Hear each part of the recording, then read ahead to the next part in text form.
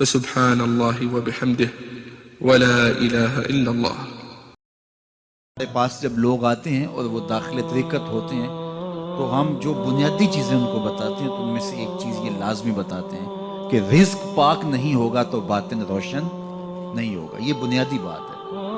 اگر رزق پاک نہیں ہے تو میرے حضور نے ارشاد فرمایا کہ ایک بندہ سفر کر کے کعبۃ اللہ کے صحن میں پہنچتا ہے اور کعبے کے پردوں کو تھام رہا ہے وَيَمُدُّ يَدَيْهِ اور لمبے لمبے ہاتھ کر کے کہتا ہے اے اللہ، لیکن اس کا کھانا حرام ہے، اس کا پینا حرام ہے، اس کا لباس حرام ہے، وہ غزیہ بالحرام، اس کو غذا حرام سے دی گئی ہے۔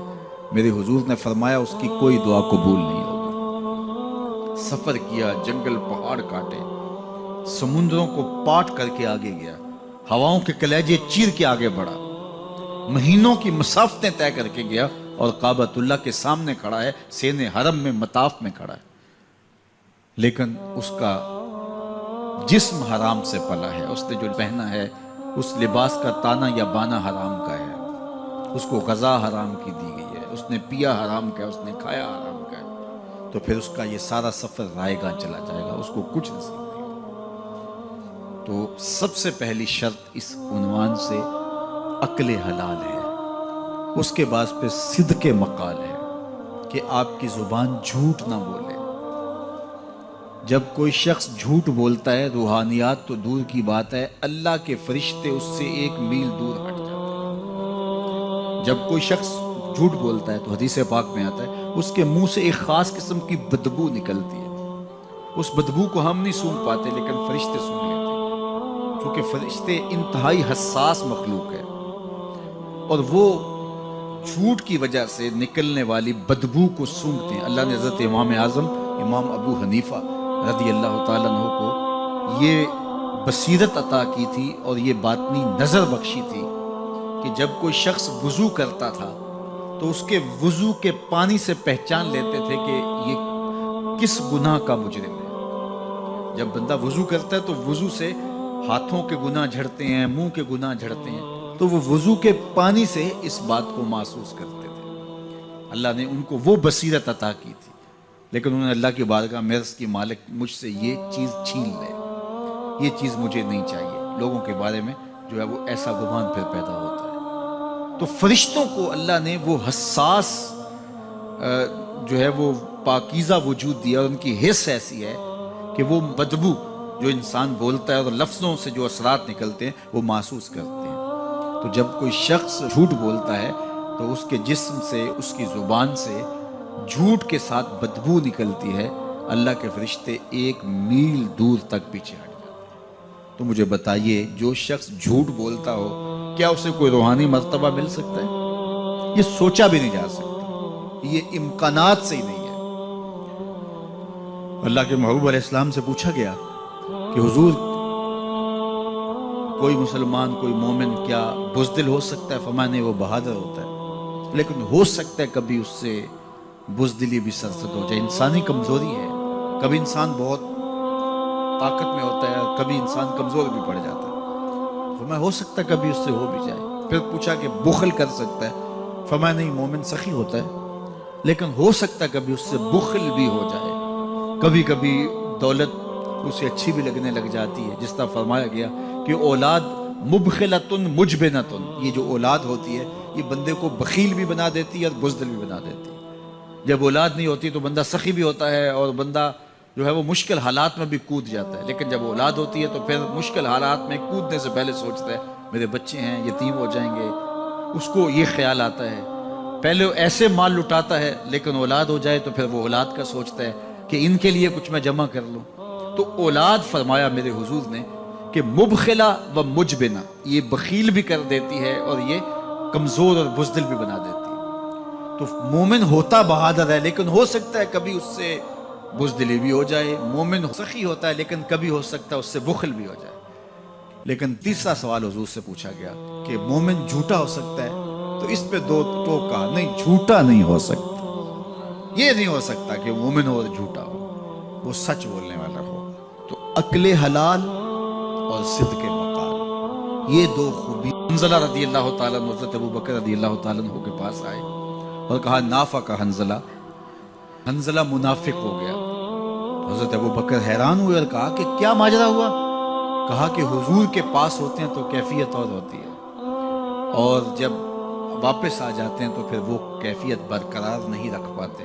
یہی تو نفاق ہے کہ وہاں کیفیت اور ہے اور یہاں کیفیت اور ہے۔ تو حضرت ابوبکر صدیق رضی اللہ تعالیٰ عنہ نے فرمایا کہ یہ حالت تو میری بھی ہے، چلو حضور کے پاس چلتے ہیں۔ آقا کریم کی خدمت میں حاضر ہوئے اور جا کے کہا کہ حضور حالت یہ ہے۔ تو آقا کریم نے فرمایا کہ وقت وقت کی بات ہوتی ہے، اور اگر تمہاری وہ کیفیت جو یہاں ہے وہ باہر بھی برقرار رہے تو مدینے کی گلیوں میں فرشتے تم سے مصافحہ کیا کریں۔ تو صحبت کا ایک رنگ اور صحبت کی اپنی ایک برکت ہوتی ہے، اس لیے اچھے لوگوں کی صحبت، اچھے استاد کی صحبت، والدین کی صحبت، اچھے دوستوں کی صحبت اور شیخ کی صحبت، یہ صحبت رنگ دیتی ہے۔ گر تو سنگے خاراؤ مر مر شوی، چوں بصاحب دل رسی گوہر شوی۔ مولا رومی فرماتے ہیں اگر تو سخت پتھر ہے، سنگے خاراؤ مر مر شوی، چوں بصاحب دل رسی، کسی صاحب دل کی صحبت میں بیٹھ گوہر شوی، تو موتی بن جائے گا۔ صحبت رنگ چڑھائے گی نا، صحبت رنگ چڑھائے گی۔ شیخ سعدی فرماتے ہیں میں حمام میں گیا تو وہاں مٹی تھی اور میں نے سونگا تو اس سے خوشبو آ رہی تھی، تو میں نے کہا تو مٹی ہے اور تیرے وجود سے خوشبو آ رہی ہے؟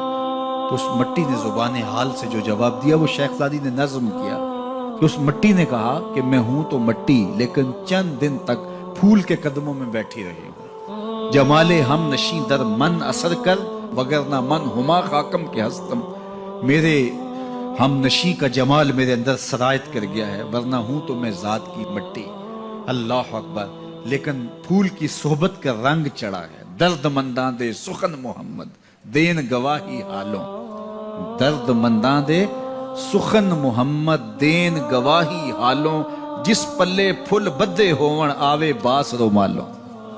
یہ صحبت کا رنگ ہے جو اثر پذیر ہوتا ہے، اس لیے ہمیں اہل اللہ کی صحبت میں بیٹھ کے، صالحین کی صحبت میں بیٹھ کے، اچھے لوگوں کی صحبت میں بیٹھ کے سیکھنا چاہیے۔ تو اولادوں کو اپنے والدین کی صحبت میں بیٹھ کے جو ہے وہ سیکھنا چاہیے۔ دور موجود کے اندر سکھانے والا کوئی پاکیزہ وجود نہیں رہ گیا، ہم سب کچھ سوشل میڈیا سے سیکھتے ہیں۔ سوشل میڈیا سے آپ کو معلومات تو نصیب ہوں گی لیکن تربیت نصیب نہیں ہوگی۔ آدمی آدمی بناتے ہیں، تربیت کسی شخص کی صحبت کے نور سے نصیب ہوتی ہے کہ سینے میں حب رسول اور خشیت الہی کا جو جذبہ نور تھا، اللہ تعالیٰ جل شانہ نے ان کو جو عرضاں کیا ہوا تھا، قرآن مجید کی تلاوت کرتے تو ان کی آنکھیں آنسوں کا خراج دیتے، اور عذاب کی آیات پر جو ان کی کیفیت ہوتی تو اس وقت ان کی اس کیفیت پہ ترس آنے لگتا۔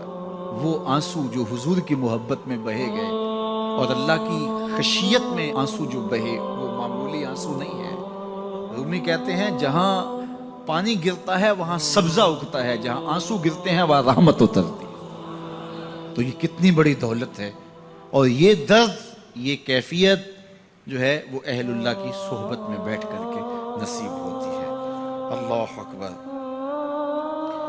واز و تلقین ساری زندگی کا اڑنا بچھونا تھا، اور واز و تلقین میں اثر پذیری اپنے عمل کے نتیجے میں ہوتی ہے۔ انہوں نے اس قدر علمی اور دقیق نکتوں سے بھرے ہوئے خطاب نہیں کیے ہیں، سادی سادی باتیں کرتے تھے لیکن باتیں روحوں میں اترتی تھی۔ ہم دیکھتے تھے کہ جمعۃ المبارک کے اجتماع کے اندر کبھی کبھی تو کیفیت ایسی ہوتی کہ وہ ہم بالکل اس وقت بچے تھے، وہ کیا کہا تھا انہوں نے اور اس کے نتیجے میں وہ کیفیت پیدا ہوئی یہ تو ہمیں یاد نہیں ہوتا، لیکن اس کیفیت کی اثر آفرینی روحوں میں اترتی، اور ہم چھوٹے بچے ہونے کے باوجود بھی جو ہے وہ عجیب اس کیفیت میں، اس رنگ میں ڈوب جاتے جو کہ پورے ماحول کے اوپر رنگ طاری ہوتا، اور لگتا ہوتا تھا، مجھے اچھی طرح یاد ہے، ایسا لگتا ہوتا تھا جس طرح مسجد کی دیواریں بھی رو رہی ہیں۔ یہ کیفیت جو ہے وہ اللہ تعالیٰ جل شانہ نے ان کے لہجے میں رکھی تھی، اور اللہ نے ان کی زبان پر وہ اثر کا رنگ رکھا ہوا تھا۔ عجز و انکساری، ایک عجز وہ ہوتا ہے کہ جو انسان کی صرف زبان پہ ہوتا ہے میں بڑا عاجز ہوں، لیکن وہ ہوتا نفس الامر میں متکبر ہوتا ہے۔ اس تکبر سے بچنا چاہیے کہ جو لفظوں کی حد تک عجز ہو لیکن رویہ اس کا متکبرانہ ہی ہو، لیکن میں نے ان کو حقیقی طور پہ عاجز پایا ہے۔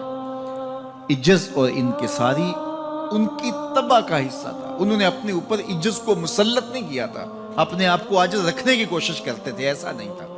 ہاں، اپنے آپ کو عاجز رکھنے کی کوشش یہ بھی محمود ہے، لیکن وہ اس کیفیت میں تھے کہ وہ فطرتاً طبعاً ان کی طبیعت میں انکساری تھی اور ان کی طبیعت میں عجز تھا، اور اللہ تعالیٰ جل شانہ کو عجز بہت پسند ہے۔ یہ باتیں میں آپ سے وہ کر رہا ہوں جو میرا صرف وجدان ہی نہیں کہتا بلکہ جو میری آنکھوں نے جس کا مشاہدہ کیا ہے۔ اچھا، میرے والد گرامی رحمۃ اللہ تعالیٰ علیہ اللہ سے بہت زیادہ ڈرنے والے تھے، وہ ہمیں بار بار اس بات کی تاکید کرتے تھے کہ میری قبر پکی نہ بنانا اور کوئی عالی شان مزار نہ بنانا، اس بات پہ زور دیتے تھے کہ میرے بعد جو ہے وہ میری کرامات کو نہ بیان کرنا، ایسی گھڑنے کی کوشش بھی نہ کرنا۔ ہم نے اپنے والد گرامی کی قبر تو پکی نہیں بنائی، لیکن ان کے فکر کو پختہ کر کے تھاما ہے۔ ہم نے ان کا عالی شان مزار تو نہیں بنایا، لیکن یہ مرکز مصطفیٰ ان کے مزار نور پر جو کہ کچا ہے، رحمتوں کے نزول کا سبب اور ذریعہ ہے۔ تو قبر کچی ہے لیکن ان کا پیغام پختہ کیا۔ تو یہ بہت تاکید کے ساتھ وہ بات کیا کرتے تھے اور بڑے زور کے ساتھ یہ بات کہتے تھے، اور میں بھی بار بار یہ بات اس لیے بیان کرتا ہوں تاکہ میرے ماننے والوں اور محبت کرنے والوں اور بالخصوص اولاد جو ہے وہ اس فکر کو اچھی طرح سیکھ لے کہ انہوں نے کیا کہا تھا اور اس فکر کو کس طرح پھر اختیار کیا گیا، اور آگے ہم نے اسی فکر پہ گامزن رہنا ہے۔ میں مر کے بھی زندہ ہوں اہل وفا کی محفل میں، میری محفل میں آ میرا مزار نہ پوچھ۔ تو بزرگوں کا ذکر جہاں ہو وہاں رحمتوں کا نزول ہوتا ہے، اور میں اپنے والد گرامی کے حوالے سے آپ کو ایسی باتیں بھی بتا سکتا ہوں الحمدللہ جو 100% سچ بھی ہیں، لیکن چونکہ انہوں نے ہمیں ایسی باتوں کو بیان کرنے سے منع ہی کیا تاکید سے۔ مجھے اچھی طرح یاد ہے کہ میرے والد گرامی بعض اوقات میں درس قرآن سے آتا تھا تو یہ مجھے کہا کرتے تھے کہ لوگوں سے پیسے تو نہیں مانگتے؟ تو میں کہتا کہ ابا جی میں آپ سے وعدہ کیا ہوا ہے، کیسے مانگتا ہوں؟ وہ بار بار کبھی کبھی 10 دن بعد کبھی مہینے بعد بھی ایسا ہوتا۔ میں کہتا کیسے میں مانگ سکتا ہوں، اللہ نے آپ کی دعاؤں کی برکت سے بڑا دیا ہے، تو مجھے مانگنے کی ضرورت کیا؟ اللہ بن مانگے عطا کر رہا ہے۔ جمعۃ المبارک کا دن تھا اور میں درس قرآن پہ تھا، اور اللہ تعالیٰ جل شانہ کی کیفیت یہ یقیناً ان کی دعاؤں کا ثمر ہے۔